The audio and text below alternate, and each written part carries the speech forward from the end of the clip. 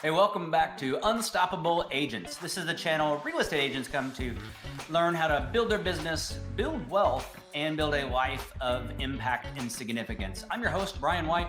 I'm a team leader and real estate agent with EXP Realty in the Dallas area. And we bring you a couple of times a week interviews with amazing top producing agents. These are icon agents. They are the top 2 to 3% of realtors in all of EXP. So now there's more than 83,000 and the icons are the top 2 to 3%. So we're bringing you tips on really on how they grew their business and how they reached this status. So I'm super excited today to bring Anthony Julio from Minneapolis here. So did I get that, Anthony? Did I get that right? Yeah, you got it. Yes. Okay. Thank you. Awesome. Anthony, welcome to the show and congratulations on your Icon Award. That's a super big deal. Yeah, appreciate it. Thank you so much. The thing I love about EXP and about that award is so many companies, they give you hey, you're a top producer. And that comes with maybe a framed certificate or a plaque, which we said earlier, you've got a piece of acrylic behind you for your Icon Award. But that also came with a little something else, maybe a little bit more valuable to you. Absolutely. Like you had mentioned, getting plaques, I had been with a previous company and have gotten a lot of plaques. They have since found their way in the trash bin. But with EXP, you can see that nice little icon award behind me. But that's just hardware, right? I got a big reward in monetary value, up to $16,000 in free company stock. Which company is going to reward you financially for being one of the top producers? Yeah, you were already doing that, right? So you were already, like, your goal was already to be a top producer. You were going to do that no matter what. And for them to give you, like you said, up to 16 grand, that's a kicker. That's a heck of a kicker. Yeah, that was nice. I'm sure the trophy's nice, but like I said, all the other trophies I've ever won at my previous company, I don't have anymore. They're just a trophy.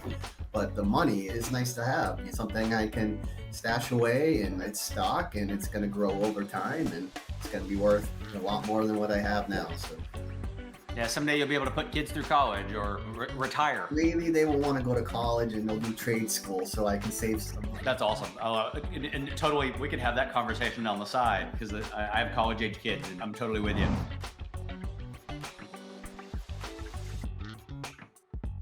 Man, Anthony, I'd love to know, take me back to the beginning. Like, how'd you get into real estate? I mean, what's your real estate journey? Yeah, I got into real estate right in the middle of the recession in 2009. I was in the financial world, and that actually crashed when I was laid off. I was unemployed, and I couldn't get a job in the financial world. No one would hire me, so I was looking to get entry-level jobs in the financial sector. And people kept saying, can't hire you, you're too qualified for this position. So I had to reinvent myself. I had to figure out what I wanted to be when I grew up. And it was tough. And I said, I always had a passion for real estate. Let me try to pursue this. And people kept telling me I was crazy. Don't get into real estate. It's a horrible time, because at the same time the financial market crashed, the real estate market also had crashed. But I didn't let that deter me. I remember going to a real estate open house for people wanting to become a real estate agent. And they said, hey, I just want to be honest with you. 1 in 10 of you people are going to succeed in this industry that are sitting here. And that was eye-opening. But I said, this is really the only thing left for me to be able to do right now. So I got my license. I joined that company and I saw some success in my first full year of real estate. And I said, I think this is what I really enjoy doing. So I joined a company called REMAX, which I'm sure you're familiar with. And I was with them for 11 years. After a couple years of being a salesperson, I got my broker license. Had an opportunity to buy a REMAX franchise, which I did, and ran that for about 4 or 5 years before I ended up chasing somebody out here to Minneapolis, Minnesota. Okay. Ended up living in Minneapolis, flying from Minneapolis to Boston for 2 years to run my real estate company. For 2 years, I did that. It got to be a little much, sold the company in Boston, and then decided, you know what, why don't I get licensed out in Minneapolis, Minnesota, and then do real estate out here. And now the rest is history. So when you left REMAX, that's the point where you then joined at EXP? No, I actually, because of my affiliation with REMAX, I joined a REMAX here, and I had other business ventures here in Minnesota at the time. So I was kind of dabbling in real estate, just doing it part-time. About 2019 is when I said, why don't I really get committed to real estate full-time in Minnesota? Because for me, I've always been the mindset personally, I can't do real estate part-time, if I really want to succeed at it. There are some agents who are really good at part-time real estate, but for me, I've always been, you gotta do it full-time. So got rid of all the other business ventures and just focused strictly on real estate in 2019. At that time, I realized for the things I wanted to accomplish in real estate, where I was currently working wasn't fitting my needs. I was introduced to EXP, and I had to think about it because change is not easy, right? But all the different opportunities there just fit with what I needed for my business. One of the big things is I wanted to run a team. And at REMAX, it was really hard to recruit and run a team given the entry, the fees. Yeah, it costs a lot to be at REMAX. So then you trying to take an override on agents on your team is increasingly difficult. So at EXP, it was a low barrier of entry there for new agents. So the recruiting aspect was so much easier at EXP. The model there was a lot easier for people to understand and to grasp and to want to be there. So to form a team, I co-lead a team here, and I get to help and train other agents under my own team.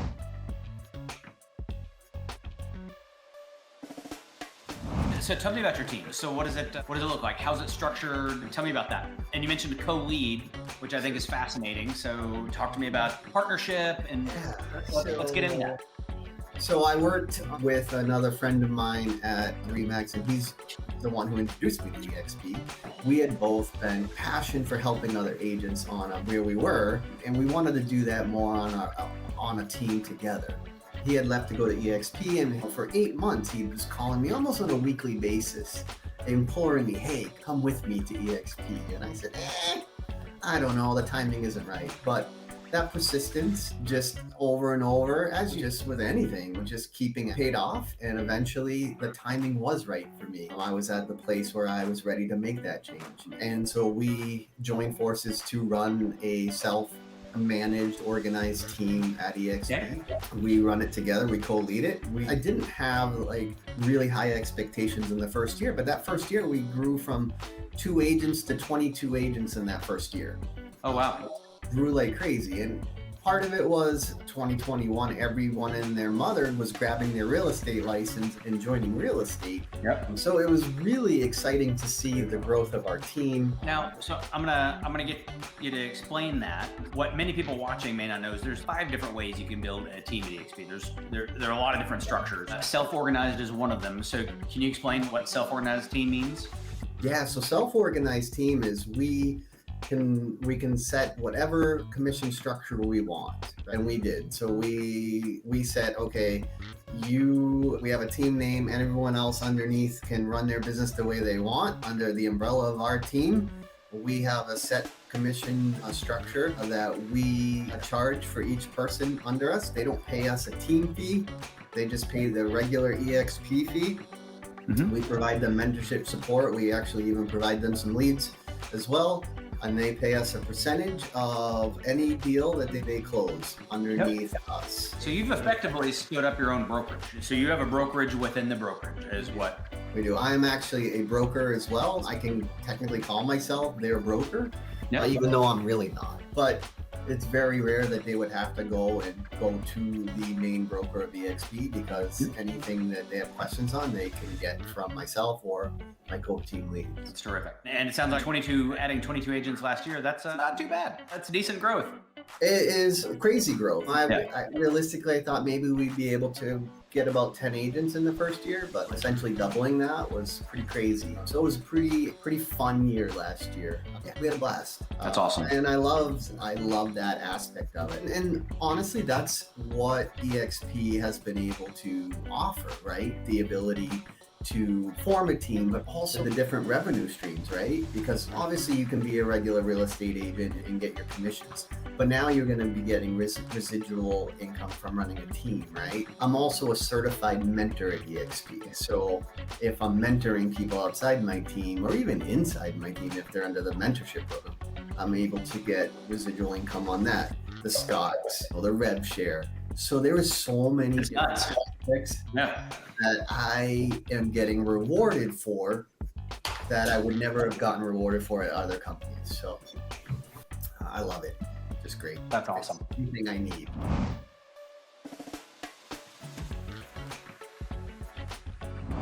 So let's talk about your business. So where does it come from? Are you a sphere of influence? Do you buy a ton of leads? Are you farming? Like, what's your business model? Where does your business come from? Yeah, so last year I took a look at my business and it broke down. About half of my business came from past clients, sphere of influence, relationships with different mortgage vendors, things like that. So about 50% came from that. The other half actually was generated from different lead referral sources, whether it was like Realtor.com, Redfin, things where you're paying on those leads. And so it sounds like you're in the, I'll say, a model on those where you're paying a split when deals close versus paying upfront. Is that right?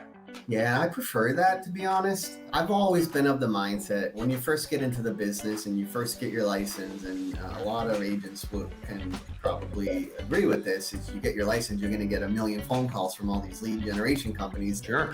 We're going to get you all these closings and you just got to give us $3,000 in a month. And you're like, you're going to give me how many closings? Here's my check. The goal of all these lead generation companies is to separate you from your money. That's what I like to say.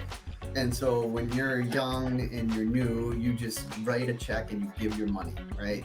But none of them, very few of them are able to deliver. I like to align myself with people that are more paid upon closing. And I have no problem paying a referral fee once something closes. So a lot of the referral sources that I work with are paid upon close. Yeah, probably like me in that you get multiple texts a day from, hey, can you handle more leads? Can you handle more deals? And almost all of them, even the ones who pay a referral, are looking for money up front. Well, it's just a low fee of $300. Okay. And their goal with that is just to get your $300 and then never talk to you again. Yep, plenty of those. The old phrase for new agents that are watching, a little history lesson for the gold rush in California. The folks that got rich were not the folks that were out there digging for gold. It was the folks selling shovels and pickaxes and everything else. So the folks that really get rich are the ones that are selling tools to real estate agents who don't know what they're doing. So just be careful when you're investing in leads and other sources. I remember when I first got in the business the broker of my REMAX was anti-working with outside companies like, let's say, Redfin or even Realtor.com, and saying, we're not going to partner with any of those people because we don't want to support their business. I was a little annoyed because I'm like, you're impeding my ability to make money because someone's going to work these leads. It might as well be me. And those people, I think you're being a little short-sighted. I'm not necessarily helping their business. They don't want to work this business. They're sending this business. So if you're familiar with Redfin and their model, is they have a threshold. And if it falls underneath a dollar amount, they don't want to deal with them. So they send them out to what they call partner agents. And if you are approved for their program, you get their leads. Well, I've been working their partner program for years. Sometimes you get someone that's looking at a $250,000 home that actually wants to buy a $500,000 home. Yeah. Well, they come in at $250,000, they buy a $500,000 home. I'll take that any day. And then they want to go sell their current home. Now I got two sides of it. And then 3-4 years later, they come back to you and want to sell that home and buy another home. It's just so short-sighted to say I'm not going to go partner with them. So much business from working this type of model. And then also working with Realtor.com has a very similar model where they send you leads through a company called OpCity. I'm not sure if you've heard of them. Sure. I've closed a lot of transactions through their program as well. I think I'm ranked number 10 in Minnesota to all Minnesota agents on their platform. So I do a lot of lead referrals through their system. And it's buried in there is a great nugget that when you're looking at your business growth, you need to look at unit growth not just revenue growth. Because the thing you can control is the number of transactions you do. We can't always control what the volume looks like. We can't necessarily control what the price point is. Lots of stuff you can do to try to elevate your price point and try to work with more expensive clients. But if you work with if you do a certain number of deals, then eventually the price point and the revenue will follow. No deals means no revenue. You got to do some deals we also find that primes the engine. When you're busy and you can show proof of success, then that has a tendency to multiply because people see that you're busy. They're like, oh, I want to work with them because they're doing a lot of business. Exactly. And it's really about number of transactions for me, because I'll work with someone that's looking for $100,000 home or someone that's looking for $1 million home. I don't care. I just want to help them buy a home. I don't discriminate based on dollar amount. I'm just happy to help them find a home no matter what price it is. That's terrific.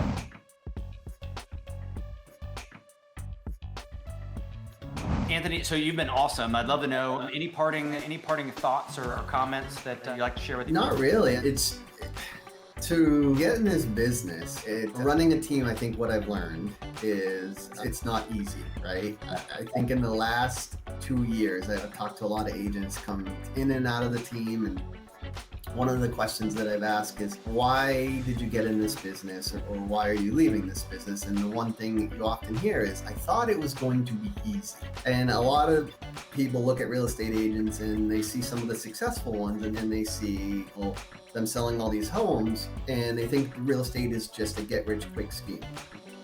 But that is far from the truth. Being a real estate agent is a daily grind. It's working every single day in some cases, in the late hours of the night, getting up early some days, just non-stop, have my phone on me every single day. I enjoy work, so I don't take many days off. But if you're not in it and willing to work and grind out every day, you really need to question if you really want to be a real estate agent. A lot of people think that, real estate's so easy, I'm going to get it. I'm going to get my license and I'm going to wave it out the window. And show some pretty houses. Yeah. It's not like that. And so I try to be very direct with people that talk to me about real estate and want to join my team. I was like, what is your expectation about being a real estate agent? Because we need to have that hard conversation now. Because you're going to spend all this money to get in, and then you're going to think that the deals are just going to come. They're just going to fly right in, and it's not like that at all. You have to work, and I can't want it more than, and I think that's my parting thought is I can't want it more than you. When I'm training someone or mentoring someone, I can teach them all day long. If you don't want it more than me, then you're not going to succeed. Well, that's great wisdom, going back to the advice that you were given when I think it was 2009, when you said, hey, 1 in 10 are going to make it. Well, unless you want to be the one, unless you're committed to being the one and putting in the work to be the 1 out of 10, then you won't be. So that's in a world where we've added, I think, 300,000 agents in the last 2 or 3 years in this market run-up. It's super important to be realistic and to give people great advice. So thanks for joining us today. I appreciate it. Yeah, for sure. We'll include your socials in the description so people know how to reach you. Folks, if you're moving to Minneapolis, then please reach out to Anthony and his team, and they will take amazing care of you.